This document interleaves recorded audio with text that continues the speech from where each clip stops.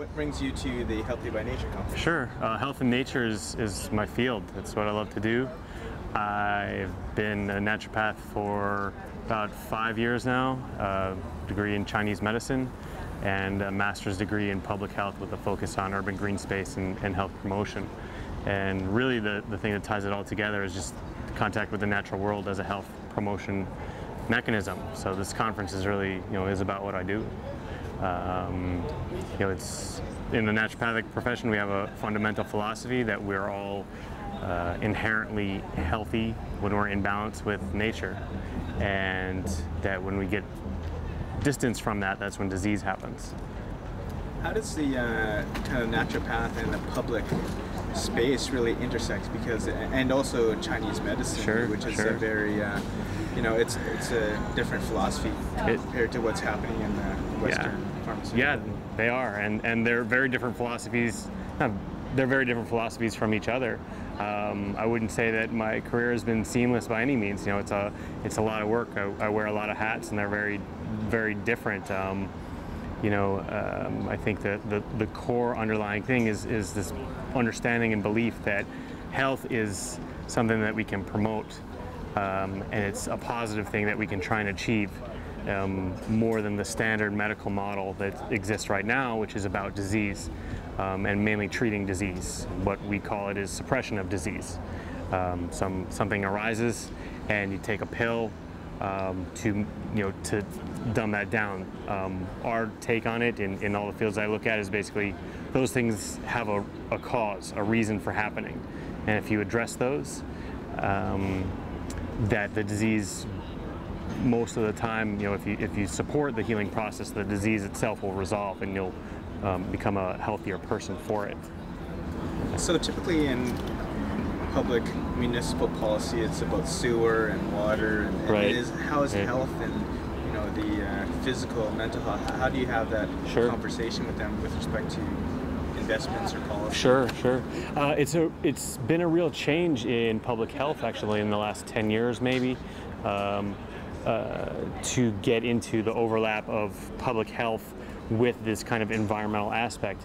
The origins of public health actually have a lot to do with the environment. The origins of public health came about during the Industrial Revolution, when we were building cities, and for the first time you had a high density population in these places where you're accumulating a lot of waste, and there was a lot of pollution, and so people were getting sick for the first time that had never been seen before. And so that's where public health arose, is how do we design our cities so that people can live in areas where they're not exposed to these things. And so it's really getting back to that origin, of how do we design these spaces so that health can flourish. You talked specifically about mental health and public policy and maybe certain initiatives that are happening. Sure. Let's see.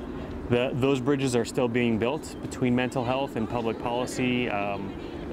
We have health parity laws in the States, but they're just very beginning, so I don't know what things are like here in Canada in terms of that. In terms of mental health, it's a stressful world that we live in right now. It's really hard, and we feel really disconnected. Most people do. We live in the most isolated society that's ever existed on this planet. You can go whole days without talking to people. Just plug in your iPhone and surf on the computer and not really having that kind of human interaction, and that separates us from the communities that we're used to up until the current generation. And at the same time, we live in the most urban society that's ever existed, and so our connection with nature and the world around us. There's a body of work called eco-psychology, which looks at that connection, that it's fundamentally a part of the human process to be connected to nature, that it's part of our identity, and that when that's missing, we notice that even if we're not aware of it. Some people have called it double amnesia. That is, that not only do we not know what we're missing, but we don't even know that we don't know that we're missing it, because it's been so long for some people that they've forgotten how important it is to have that connection. And so when they feel those things of loss or anxiety or depression or whatnot, a lot of the times it's because they're inherently, they understand they're missing that connection to the world around them, and they don't even know what that is. So they don't even know how to ask for it. And so it's through work that we do here to try and remind people of that and provide opportunities for connection. And that's the kind of work that Jay does too, and it's really good work he does. So. Yeah.